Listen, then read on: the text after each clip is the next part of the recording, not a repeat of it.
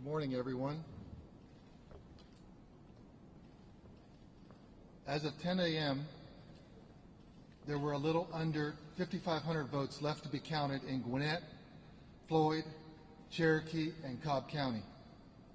In addition, there are 8,890 military ballots outstanding that will be counted if they were returned by the close of business today.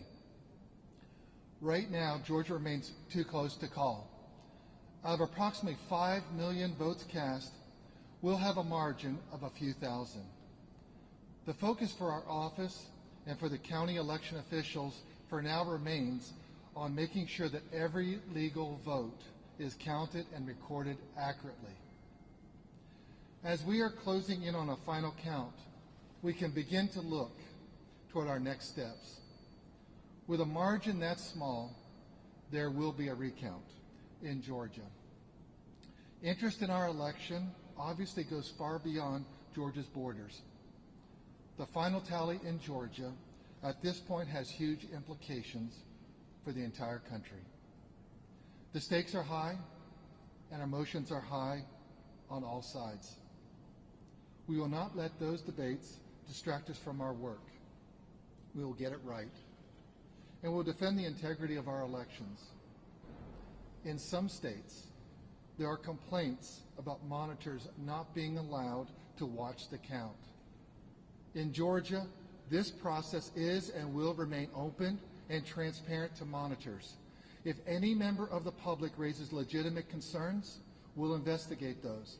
We are committed to doing anything and everything to maintaining trust in our elections process for every Georgian, regardless of partisan preference. Thank you very much.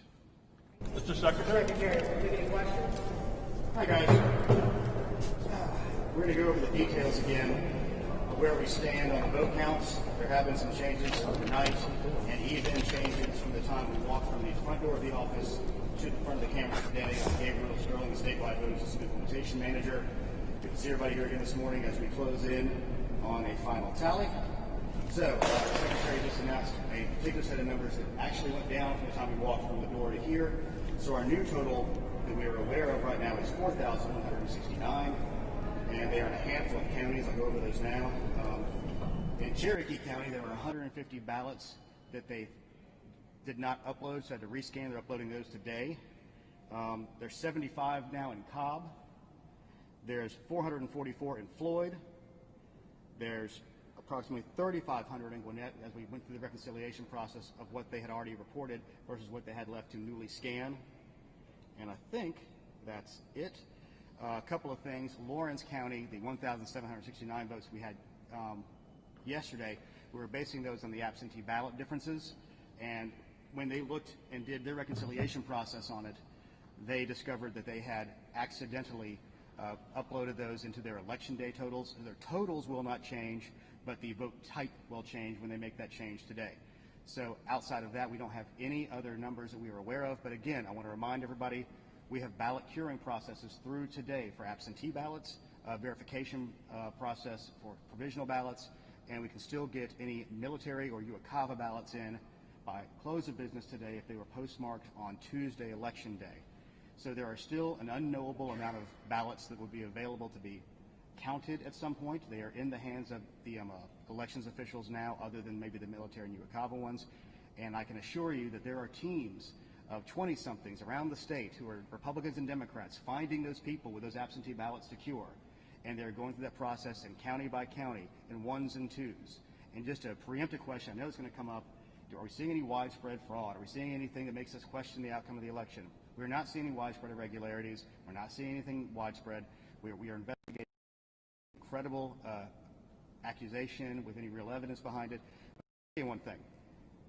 The narrow margin, little small things can make a difference. So everything's going to have to be investigated to protect the integrity of the vote. Our office intends to do that. And like I said, if you get a wide margin, it doesn't matter as much. A narrow margin, it does. We are literally looking at a margin of less than, a large high school. So we understand that in this state. The county officials are aware of that. Our investigators are aware of that. So it's an important thing to protect the integrity of this election from all sides. With that, I'll take any questions you'll have. Yes. With the margin we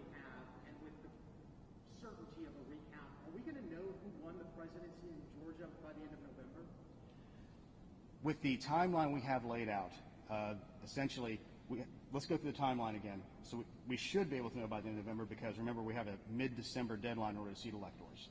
So the one thing that is always going to be an unknowable unknown is lawsuits that can affect what we have to do. We are a country and a nation of laws. So if a judge tells us to do something a certain way, we're going to have to do that, let the legal process work its way out. But given the laws we have now and the situation and posture that we are in today, today is the last day to cure all those absentee ballots, get the military and overseas in, and then verify the provisionals. So that gets you your outer bound of these. Then you have the situation where the counties need to certify their election. So they take that, they give us a bunch of paperwork, they do the reconciliations, they make sure they have everything right. And trust me, these people work very hard at it. Again, they are all very tired, but we work with them very diligently to get that in as fast as we can. Because state certification can come only after we do our risk limiting audit. And that is going to be the first time the state's doing it. It was part of HB 316 reform law. So that happens. And then we're going to have the state certification. Now, the outward bound of that is November 20th. Our hope and intent, working with the counties, is to move that earlier. And at that point, whomever comes in second, whether it be President Trump or Vice President Biden, either one of them, who's ever in second place, can request that recount if it's within 0.5%. Would you plan to do a recount until after the audit and after the certification? With the most interpretations of the law right now, you cannot do it. A recount cannot be requested until the election is certified. And that would take about 5 days. We have no way of knowing right now. We've never done a statewide recount with a brand new system, so we are hoping that it would be a week, but we have no way of actually knowing that at this point. Campaign. From people outside Georgia especially, but also in Georgia, that the vote count is secure and accurate, that chain of custody is preserved, that poll workers are doing their job properly. What can you say about how poll workers and election officials and election directors are doing to make sure that everything is fair and accurate? We have 159 election directors, thousands of poll workers, election workers, hundreds of volunteers on adjudication panels. They are all in there, as the Secretary noted. This is a public process. You can watch everything that's happening. They have paperwork, there's certifications, there's reconciliations, there's paperwork on top of paperwork in many cases, so we know how many ballots there are. One of the things we know from Wednesday night on, we knew the basic amount of ballots that were there. With the slight moving target of the military coming in, the absentee ballots being cured, and the potential provisionals, because those are all essentially unknowable at the end of the night on Tuesday. People ask the question, well, why can't you know exactly how many you have? Because it's impossible, because the law allows for these things to be done to protect the ballots of those who we really want to make sure get to vote. So in general, and specifically, this office has worked very hard through the reforms in HB 316, which also allow for notifications to be immediately sent out for ballots that are received towards the end of the process that need to be cured. People talk about it's a 3-day cure process on this, and that's not the case. What it is, if you sent in your ballot early, you can have a month-long cure process if it comes in that way. That's why I was always encouraging people to do as early as they possibly could. But our office and the counties have many, many safeguards and many, many guardrails built up over many years to ensure the integrity of the vote. Yes, sir.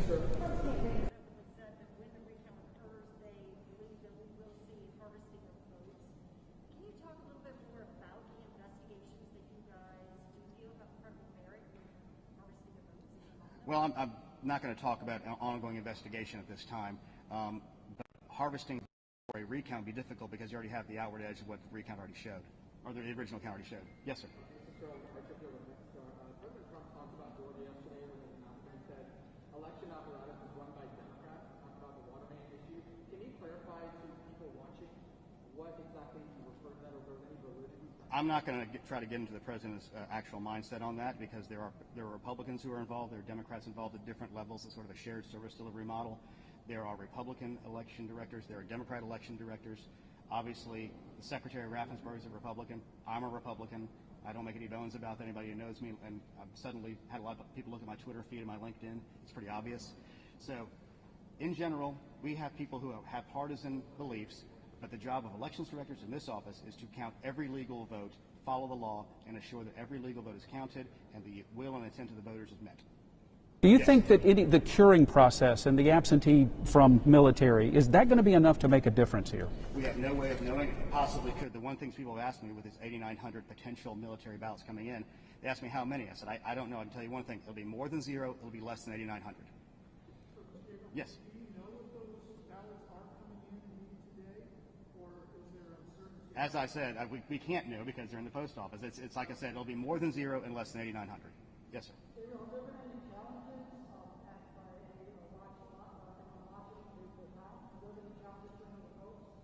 I'm not aware of any at this time. Yes.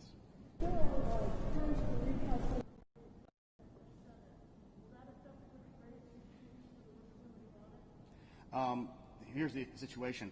The risk limiting audit has to be done before there is a recount anyway, so no, that shouldn't really have an effect on that. And to clear up one thing, I want to make sure everybody understands. The law in Georgia is that the candidates must be within 0.5% of each other in order to have a recount. So I'm hearing speculation potentially about a recount in the United States Senate race involving Mr. Ossoff and Senator Perdue.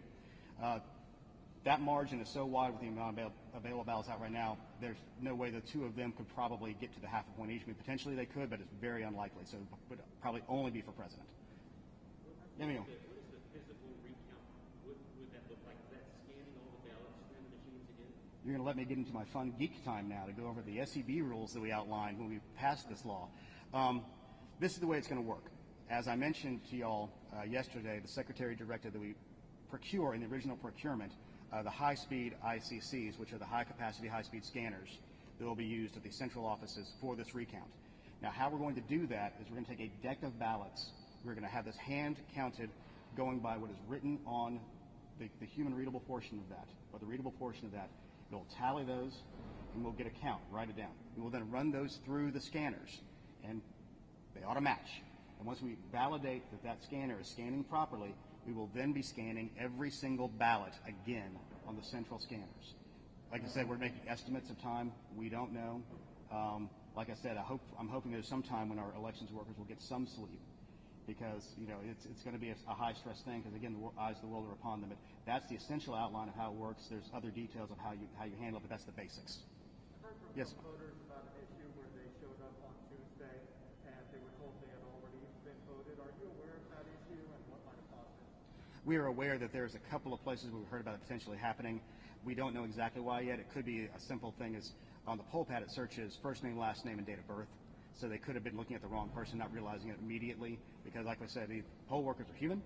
And human beings are involved at all this level, so there can be errors in those, but we are obviously looking into it with the vendor to see if there's anything that can be discovered about why that might have happened. Anybody else? Yes, sir. You again?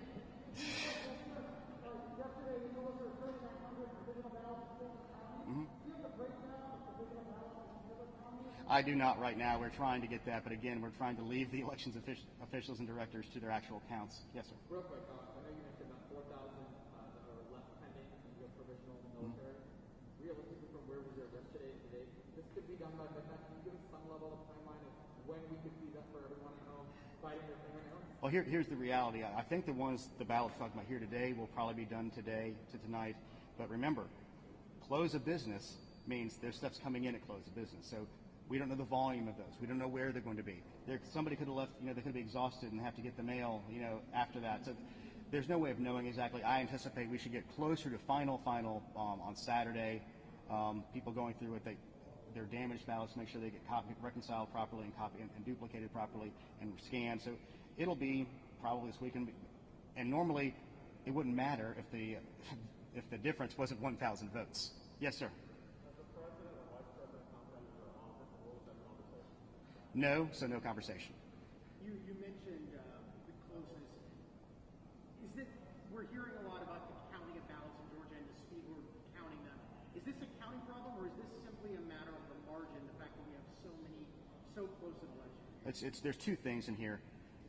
I know many people seem to forget we were still in the middle of a pandemic during a lot of this. So Georgia historically has about 5% absentees. This time it's like close to a third. And that's about 1.25 million ballots that we're having to count. So they've never had to handle this volume of paper before. And they're having to handle the volume of paper and the handling and all of the ballot custody rules around those things. There's extra things we never had to deal with before. I think we're going to make T-shirts that says "I survived the 2020 election," where we have a pandemic, merging elections, hurricane, and then recounts. So that's going to be our plan. But it's mainly a question of the volume. Yes, sir. Hey. Thanks for doing these comments. They're really helpful. Just to could you reiterate, you think that all of the ballots will be counted up by the end of the weekend? That's what you're thinking? Again, we can't know what's happening in all 159 counties. The only state with more counties than us is Texas. So we anticipate most of it will be, and the problem is they could find a couple things with doing the reconciliations. That's why you have certification, to get to that final number. And we're trying to get the counties to certify as fast as they can so we can move to a risk limiting audit, so then we can certify as fast as we can and move to what looks like a likely recount called by either one of the second place candidates. Is any county that is still counting requested more either equipment or technical assistance throughout this week? There was in Chatham County, they wanted to have one more adjudication server, and that was supplied. Yes.